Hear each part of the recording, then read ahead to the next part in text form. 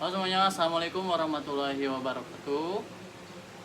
Perkenalkan, nama saya Yogi Prayoga, saya dari Prodi PKI. Saya mendapatkan tugas untuk membuat podcast monolog, yaitu untuk menjawab 6 pertanyaan dengan membuat video, yaitu podcast monolog.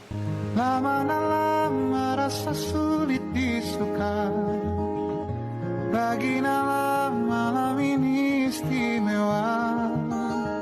Sedih dia kembali masuk kamarnya, tentang Nala dan kemurungan hatinya.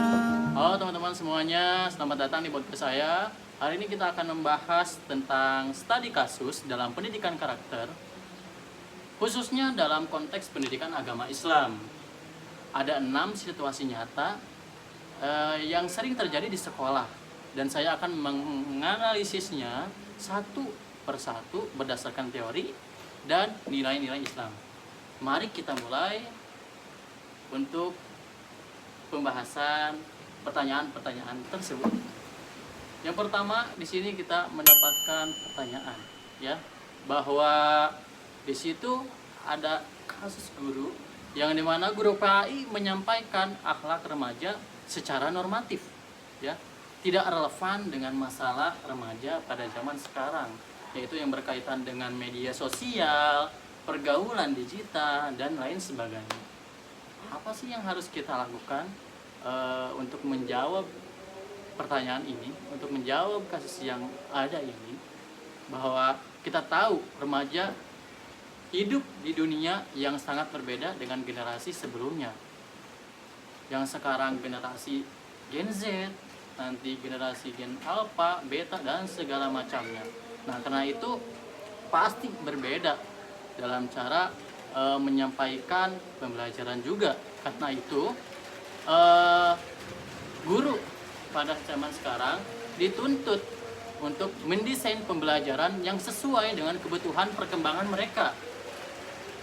Artinya, guru PAI tidak cukup hanya menyampaikan akhlak secara normatif saja, tetapi harus mengaitkannya dengan realitas yang dialami oleh remaja pada zaman sekarang.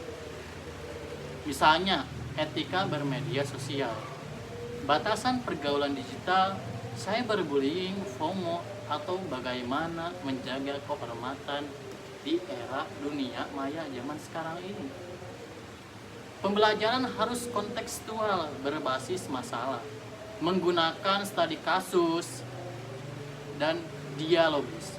Guru juga perlu menjadi fasilitator yang mendengar suara remaja, bukan hanya memberi ceramah dengan memaparkan materi yang sudah dijalankan, tetapi dengan pendekatan yang relevan. Materi akhlak lebih mudah diterima dan dihayati oleh anak-anak zaman sekarang. Mungkin untuk pertanyaan pertama itu sih yang bisa dijawab dalam permasalahan kasus ini. Jadi kita sebagai calon guru ataupun guru yang sekarang sedang mengajar, bahwa di zaman sekarang kita harus lebih menerapkan pembelajaran yang relevan dengan kehidupan zaman sekarang, yang dimana si anak itu lebih cenderung bermain media sosial, sehingga banyak pembelajaran seperti entertainment atau game-based learning, dan banyak lagi pembelajaran yang bisa membuat si anak lebih nyaman, lebih masuk materinya, dan lebih bisa mengerti, menghayati pembelajaran apa yang kita bawakan di kelas tersebut.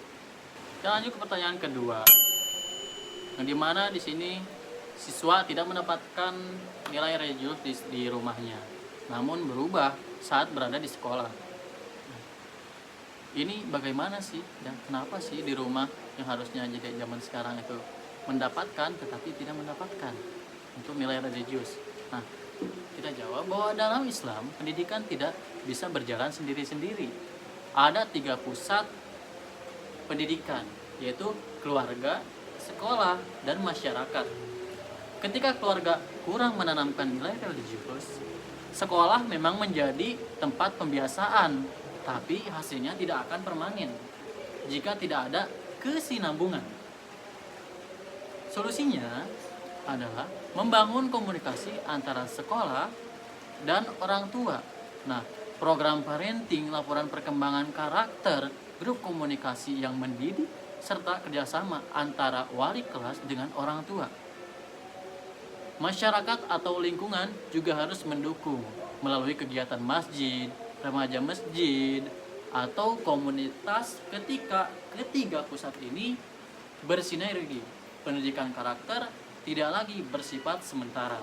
Maka dari itu bahwa baiknya kita sebagai guru kita harus lebih memperbanyak komunikasi dengan orang tua agar si anak itu terjalin dengan baik. Tidak hanya di sekolah, tetapi di rumah juga dalam kehidupan sehari-harinya itu tetap melakukan hal yang baik sesuai dengan tuntunan di kehidupan kita ini, di Islam tentunya.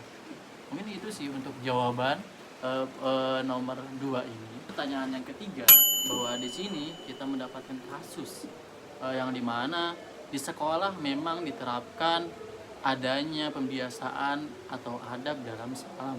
Tetapi hal ini tergantung kepada gurunya. Kadang-kadang ada guru yang tidak mengucapkan salam atau membiasakan salam dan adab, tetapi juga ada yang tidak gitu. Makanya ini bisa menjadi acuan kepada para siswa dan bisa menjadi kegagalan dalam melakukan pembiasaan adab dan salam ini. Nah, di sini bahwa pembiasaan karakter ini kita dapat simpulkan bahwa akan gagal kalau tidak ada sistem kontrol yang seragam di seluruh sekolah. Karena itu dibutuhkan school-wide strategi, yaitu strategi yang berlaku untuk semua guru dan seluruh lingkungan sekolah. Misalnya, standar salam di pintu kelas, SOP adab belajar, poster pengingat akhlak, keteladanan guru, monitoring harian, dan evaluasi yang rutin kepada anak-anak. Misalnya, evaluasi rutin itu seperti apa? Kita datang terlebih dahulu, ya. Kita tentunya ada poster di pintu untuk mengingatkan bahwa si anak tuh harus sebelum masuk harus mengucapkan salam dulu. Kita sebagai guru mengecek dong adanya siswa yang mengucapkan salam ataupun tidak. Ketika ada anak yang tidak melakukan salam tersebut atau adab yang sudah dilakukan di sekolah, diajarkan di sekolah maupun di rumah, maka kita menegur atau menasihatinya agar si anak itu berubah menjadi anak yang bisa membiasakan salam dan adab ketika di sekolah. Itu bisa mengangkat bahwa kita sebagai guru itu menerapkan adab dan salam di setiap harinya, sehingga si anak tidak bisa mencontoh atau misalkan melihat bahwa kita tuh tidak melakukan hal tersebut, sehingga si anak pun jadi enggan untuk melakukannya. Tetapi ketika kita melakukannya setiap hari bahwa salam dan adab itu penting, maka si anak pun akan melakukannya gitu. Jadi memang setiap guru tuh harus menjadi role model. Tidak boleh ada guru yang longgar sementara yang lain ketat. Konsistensi inilah yang membuat pembiasaan benar-benar tertanam kepada si anak tersebut. Maka guru memang menjadi contoh teladan kepada anak-anak dan siswanya. Ketika guru melakukan hal baik, maka si siswa pun akan melakukan hal yang baik juga. Makanya apapun yang kita lakukan, kita harus selalu berbuat baik, apalagi menanamkan salam dan adab, tapi kita tidak melakukannya.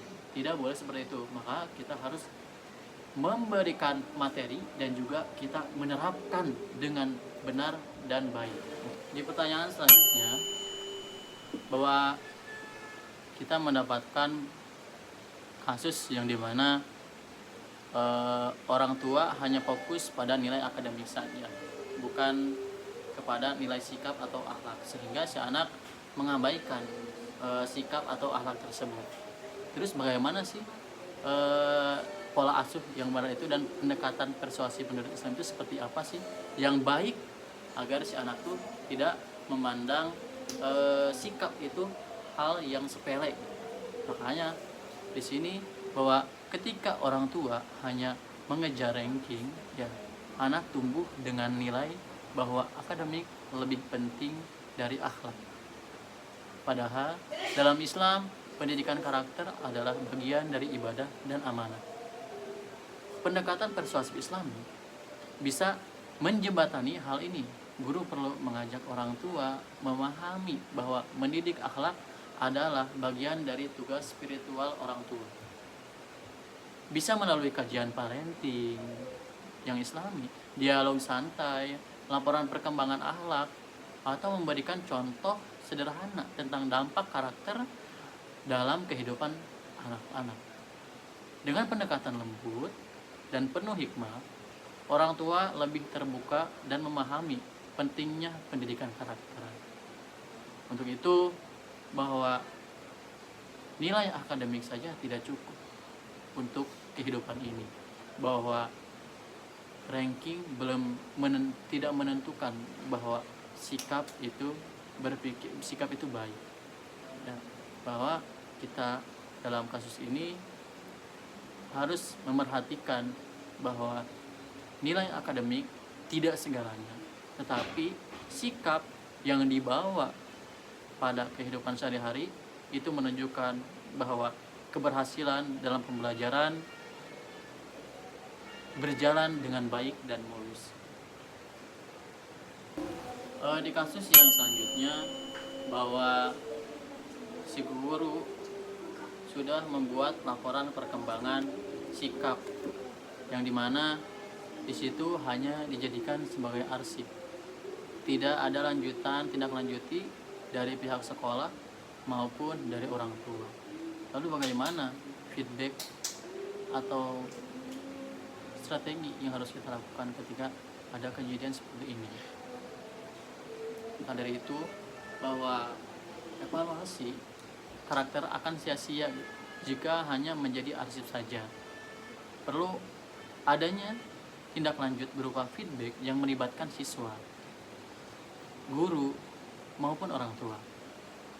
Dalam Islam, nilai musyawarah dan kolaborasi sangat ditekankan. Artinya, setiap laporan karakter harus dibicarakan bersama. Guru memberi umpan balik yang konstruktif. Siswa diberi kesempatan refleksi diri.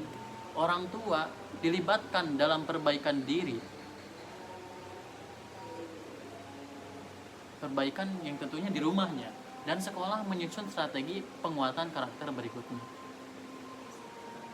Dengan sistem feedback yang terbuka, kolaboratif, dan terus-menerus, barulah evaluasi karakter benar-benar berdampak pada perubahan perilaku. Sehingga ketika hanya dijadikan arsip, maka akan terjadi sia-sia saja gitu dalam hal tersebut. Untuk itu perlu tindak lanjuti dan komunikasi antara guru, orang tua, dan libatkan siswa dalam hal ini. Untuk itu perilaku akan berdampak dan terjadinya perubahan perilaku yang baik dan benar. Mungkin itu saja, teman-teman. Setelah tadi banyak sekali yang kita dapatkan dari pertanyaan-pertanyaan tersebut, itulah analisis 6 kasus pendidikan karakter berdasarkan teori pendidikan dan nilai-nilai Islam.